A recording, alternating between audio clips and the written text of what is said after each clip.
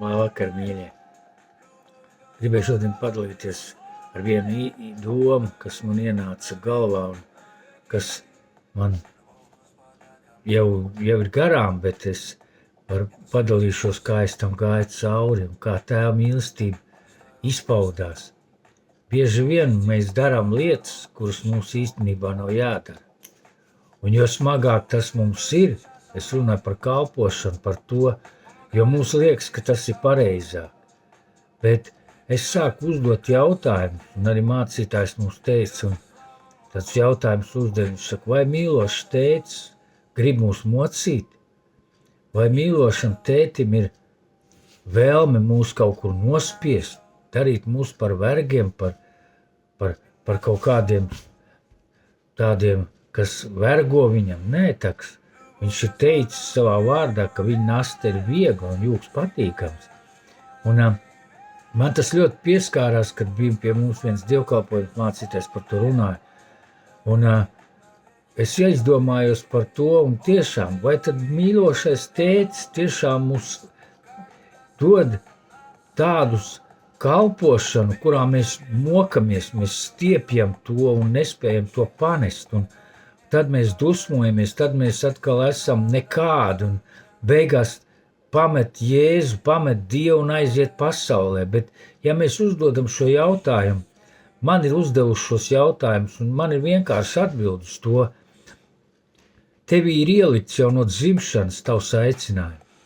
Un to, ko tu dari, neaizdomājoties un dari viegli, ar patīkamu, varbūt lietu, ar patiku, es domāju, tas tā arī ir. Tas arī ir tavs aicinājums pie Kristus, jo nevar būt, ka tu vergo Dievam. Darbā, jā, tas ir pasaulē jātur, un arī tur cilvēks atrod savu pareizo vietu, to, ko viņš nav izmantojis pie Jēzus, viņš tur arī plaukst, pastamies, skatāmies uz māksliniekiem, uz muzikantiem, uz dziedātājiem. Viņam vajadzēja Tēvam kalpot, bet kaut kādu iemeslu dēļ viņš nav tur. Viņš ir aizgājis vai no kristietības, vai kaut kādu iemeslu dēļ viņam ir noticis kaut kas, un viņš tur nav. Bet Tēvs katram no mums ir iedevis, un man viņš arī iedeva. Protams, tas ir jāatrod. Kaut gan tas nav jāmeklē, viņš jau ir tevī ielikts. Un tad, kad es to sāku saprast, man arvien vieglāk palika.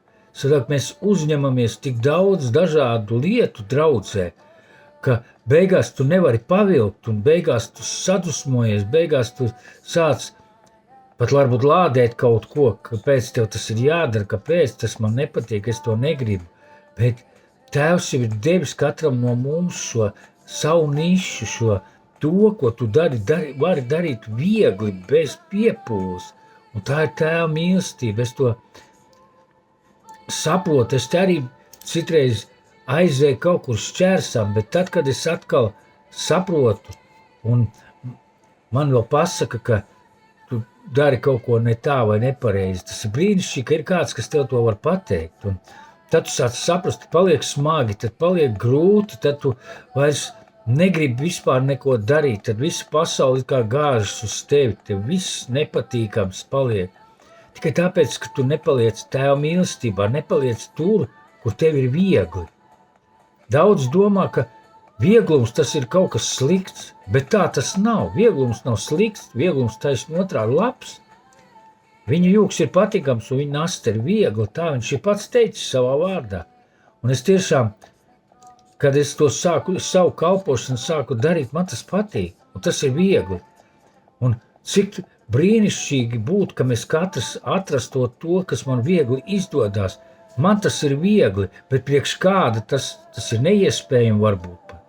Un tāpēc Tēvs ir mūs sadalījis, es tā saprotu, ka katram ir iedevis savu nišu, savu vietu.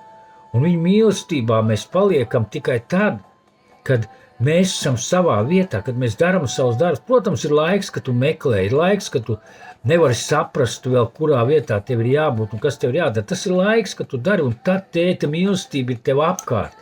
Viņš tev parāda un norāda, vismaz man viņš to darīja. Viņš parādīja, norādīja, kur es daru nepareizi, kur es esmu uzņēmies par daudz.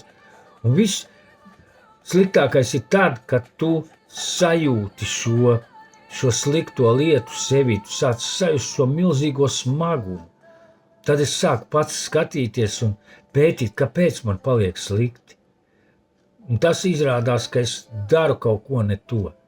Un vēlreiz atkārtoju, nav pareizi, vismaz manā sapratnē, un tagad es to sapratu, ka tev ir jānes kaut kas milzīgs, ka tev jāstiep ir kaut kādas kalpošanas, jāstiep ir kaut kādas lietas. Tas nav pareizi. Tēvs nav paredzējis mums mocīties, jo viņš grib, lai mūsu mīlēt, lai mūsu laiks paliek viņu mīlēt, lai mēs varam nākt viņu klātbūtnē un darīt viņu darbus. Es to esmu sapratis, un tāpēc es jau vairāk, un tad, kad tu esi savā vietā, tev arī mīlestība atverās, tad atverās debesis, tad atverās visas tās lietas, kas tev pienāks, svētības sāk nākt. Bet tad, kad tu nomaldies un aizēji nepareizā virzienā, jūs, tad notiek šīs te nepareizās lietas, tad sāk nepatīkam un slikti palikt. Tāpēc es vienkārši sapratu šo lietu, ka tas ir brīnišķīgi peldēt viņā, būt viņa klātbūtnē, būt ar viņu. Un līdz ko paliek smagi, vajag sākt skatīties, vai tu atkal neesi, vai es neesmu pats runāju sevi, ka esmu aizgājis kaut kur ne tur, un pazūd viņa mīlestība, pazūd viss tas labais, ko viņš ir paredzējis katram no mums. Un es tiešām esmu pateicīgs tēvam, ka viņš tik viegli, tik mīloši mūs paņem un ved atpakaļ un palīdz mums darīt, meklēt pareizo virzienu, atrast šo ceļu atpakaļ pie viņa tuvuma. Tas ir brīnišķīgi. Un tāpēc tiešām es novēlu sev un novēlu katram no mums atrast savu vietu un to nišu, kur mums ir jābūt. Esmu svētīts.